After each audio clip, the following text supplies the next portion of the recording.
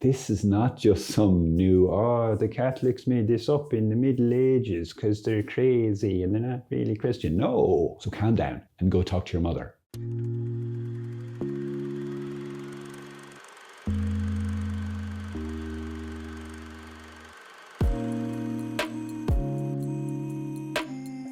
I know what you're thinking. I know you're thinking, Father Columba, please, for the love of all that's lovely, would you ever tell me how to Hyperdulia? I just don't get it. Fear no more, good people. I have some insights and thoughts. I have opinions about everything, actually, it turns out.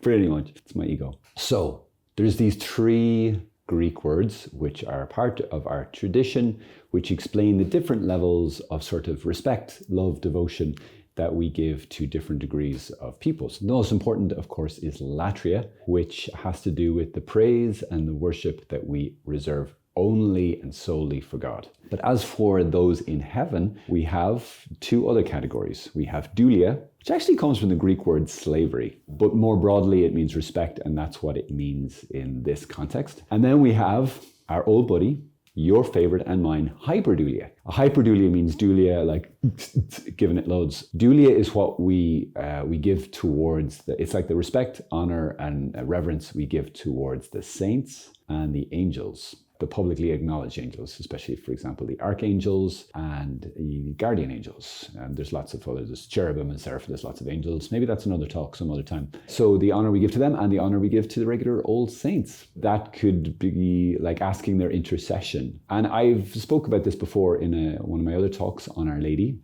link in the thingy box description. And in there I talked about the communion of saints. And based on the communion of saints, it's okay to talk to the folks in heaven. They are alive and with us. They are listening. They are waiting for your business right now. You call that number right now, 555-2573. Give them a call. Talk to the saints and the angels. Ask for their prayer. Ask for their protection. And if you can ask for stuff, you can also say hello.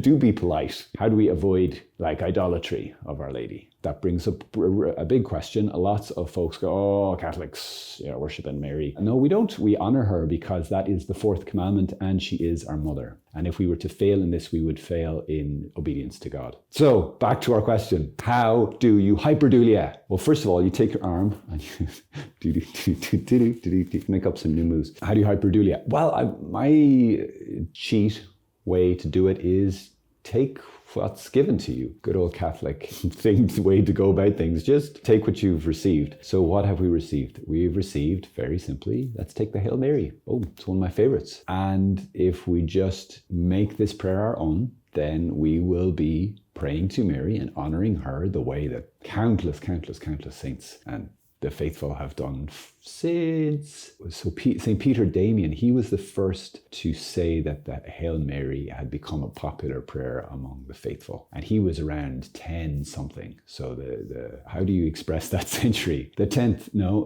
the 11th century. So the 1000s. That's when Peter Damian was around, St. Peter Damian, and he said it would become really popular. So it's pretty old. And of course, the rosary then came later, like the 13th century. But this was a little prayer. And by the 13th century, one of the councils of the church, I think it was a council in Paris, said that this was to be, the faithful to be encouraged to learn this as one of the main prayers that they would learn, along with the Creed and the Our Father. So the Hail Mary, if we just take these words and express them humbly from our heart, to Our Lady, just that. It doesn't have to be in the context of the rosary. You could just do it slowly. You could just take one little phrase of it and express it to her, to her. I've been in Bradford too long. You just express it to her. That was supposed to be a Yorkshire accent.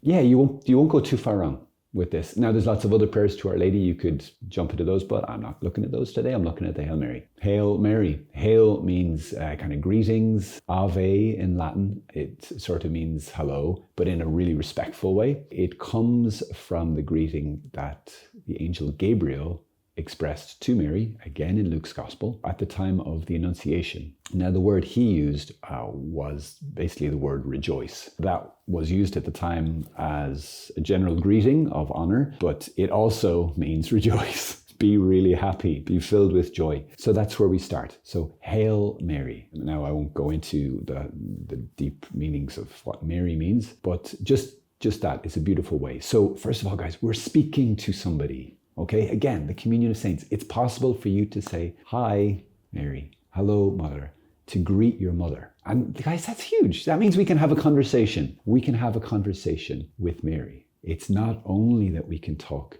to God, Father, Son, and Holy Spirit. It is possible. And this has been the teaching of the church throughout. Like the communion of saints, belief is enshrined in the earliest creed, the Apostles' Creed, which goes back at least to the 2nd century in Rome and probably before that. This is not just some new, the Catholics made this up in the Middle Ages because they're crazy and they're not really Christian. No, this is like super ancient. If it's a problem for Catholics, then it's a problem almost for St. Peter, okay? So chill out. Plus Jesus did talk about this, and Jesus talked to Elijah and Moses. So calm down and go talk to your mother. So we start, Hail Mary. And I love to pray the Hail Mary. I just love, sometimes I'm not even praying the rosary and I have a little time on my hands and I will just start saying these phrases to her and just like loving her through them and honoring her through them. I will just say, Hail Mary. So sometimes I'll express that as like just an honoring you. It's just like hail, like kind of like a you're amazing. I think about her. I appreciate her. Like I was standing in front of the most beautiful image in an art gallery, just saying, wow. But this particular image is alive. So you can go, you're amazing. And when I do that of a painting, I honor the painter. And when I do it of a human, I honor the creator. God's never far from my mind when I'm talking to Our Lady like this. So I say, Hail Mary. And sometimes I just camp out there and I just express my love for her that way. And then full of grace is the next one. This first half of the Hail Mary, as you probably know, is 2 quotes from the scriptures, both from Luke's gospel. One is the Archangel Gabriel, and the other is Saint Elizabeth, the cousin of Mary. Full of grace. And I'll sometimes add on the hail again. I've said Hail Mary, but now I'll say hail full of grace. Some other time I'll go into like, what does full of grace mean? It's intense. What that little word, actually it's a really big word, what it means. And I'll just think about that. I'll just say it to her. Sometimes I don't even think about what does full of grace mean, but it's just like something else that's cool about her. So again, I just say hail as in saying, you are amazing. You are full of grace, right to the tippy top. It's just grace. If you poke Mary, all that comes out is grace. And what's that mean? It means the life of God, the goodness of God, the undeserved kindness of God just pours out of her because she's received it to the utmost. I just think about that. Like, how beautiful is that? You are full of grace.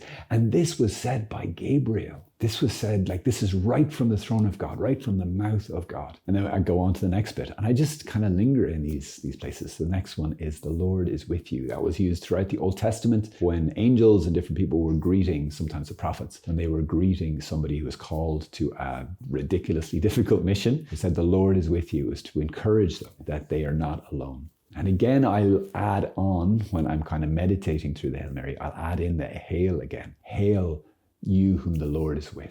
And I'll just think about that. I'll think about like Jesus standing right beside Mary, that he is never away from his mother's side and she is never away from his. That wherever Jesus is, especially in the Mass adoration, how could his mother not be there, not be present, not be near at hand, always within earshot. So I'll just say that to her. And and this is the way I just kind of go through the Hail Mary this way. And I just love it. And it's like each little bit, it's got something different, and you could dig in different treasures there as you kind of meditate on each of these different phrases. And throughout, I'll often add in the hail. You could add some other phrase that might be more helpful. If hail doesn't really speak to your heart, you could kind of say, I just bless you, full of grace. I bless you, Mother of God. I bless you, whom the Lord is with. Or I love you. Or I believe you are my mother, you who are full of grace.